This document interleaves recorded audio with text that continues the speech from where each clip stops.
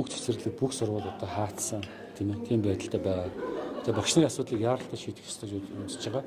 Тэгээ миний хувьд гаргасан гаргалгааны хувьд болоо энэ 26 төсвөр суудсан байгаа яамдын тоног нөхөр хэмжээний зардал 490 орчим төгрөг 98 тэрбум төгрөг байна. Хагас их нэж байгаа. Тэрнээс боловсролын салбараар эрүүл мэндийн салбарын тоног нөхөр хэмжээний зардал үлдээгээд бусдын танах чиглэл рүү явуул яасан бэ гэсэн санал гаргаж байгаа. Тэр дотор ч одоо гадаад хэргийн яамны жишээ нь гадаадд одоо байгаа дипломат төлөөлөлтийн газрын машин тэргийг солимоор нэмж гинөө зөндөө олон зардал авч байгаа байхгүй юу? Гэх мэтчлэн энэ зардлуудаас санаж багш нарын салин ихний ээлж 1 сарын 1-ээс одоо шууд одоо 2.5 сая төгрөг яасан бэ гэсэн би бас санал гаргаж байгаа. Засгийн газар бол одоо 20% нэмэгдэж 1 сарын 1-ээс. Тэр нь бол сая 400 мянган сая 700 мянга болох юм байл. Багш нар 3.5 сая гэж тавьсан. 3.5 болох нь 3 их 80 гэж байгаа тийм ээ. За 2.5 болох юм бол 768 тэрбум төгрөг хэрэгтэй байгаа. За миний хувьд гаргаж байгаа санал бол ихний ээлж тоног нөхөр хэмжээний зардлыг одоо нэлээд хумья. За хоёрдугаар шинээр баригдах чинь хөрөнгө оруулалт энэ жил төвчье. Эхлээгүй юм чи бас төр болж болно үсттэй. Одоо яг үнэхээр ажил нь явж байгаа барилгын дундаа орсон бол зогсоож болохгүй л дээ. Цоош нэр эхлээгүй байгаа барилгуудыг энэ жилийн хувьд бас жоохон танаа 420 хэдэн тэрбум төгрөг байгаа. За энэ мэтчлэнгээс энэ зардлууд бас танах болцсон байна гэж үзэж байгаа. Энэ их хурлын томын газар засгийн газар эрхлэх газар одоо энэ төрийн том байгууллагч гэсэн зарлаа хэмжих болохгүй байхгүй шүү дээ. Тийм биз дээ. Би бас тэгж бодож байгаа.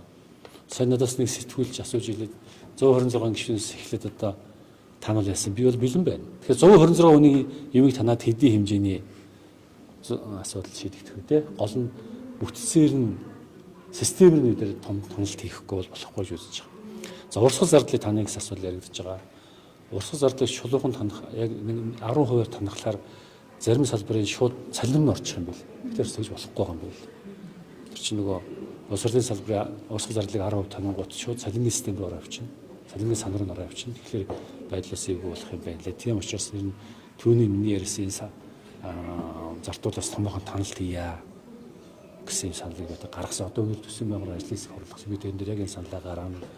Тэгэд одоо хүлээж авах нүгөө хэдүүлээ харъя тийм ээ. Нэг жил одоо хуучин компьютертэй яваад манай эцэд яамныхан хуучин машинаа ганц жил нэмэлт унцахад яах вэ тийм үстэй. Би бас тийм л бодолтой л байгаа. Тэгээ одоо нөгөө гадаад харилцаагаар улс төр хийж болохгүй гэх байх л да. Гэхдээ одоо бидний хувьд гарсан байхгүй тулгамдсан асуудал сайн багш гэж юу вэ гэхээр ерөөсөө доктортой багшийг хэлж байгаа шүү дээ. Одоо хэдүүлээ 10 жил бүдээр сурж ирсэн гэл жил болгон багш харагдал байвал бидэрт айгүй хүнд байдаг үстэй хизээч сайн сурахгүй тийм үстэй.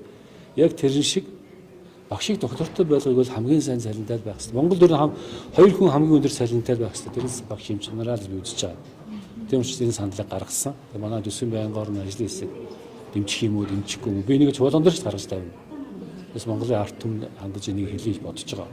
Тэгээ хэн дэмжих нь хэн дэмжихгүй нь хэлээс харцгаая тийм ээ. Нэгэн гишүүн санал гаргах юм бол тэрийг одоо төчнэн гишүүн одоо байнгын орон дээр дэмжиж ороод ирэл чуулган дээр эцэс батлах ёстой. Яг нөгөө энэ саналыг дэмжих тухай асуудал эх 7 төсвийн байнгын хурлаар яригдана. За би энэ саналаа албан ёсоор одоо цагаан цаасан дээр хар бэхээ бичиж гаргаж өгнө. За тэгээд одоо манай нөхдүүд тайлбараа тавиад гарцаагүй зүйлүүд байж магадгүй тэрийг хүлээж аавна. За зарим зардлаа таны гэсэн саналуудыг бол гаргаас бодолтой байна. За баярлалаа. За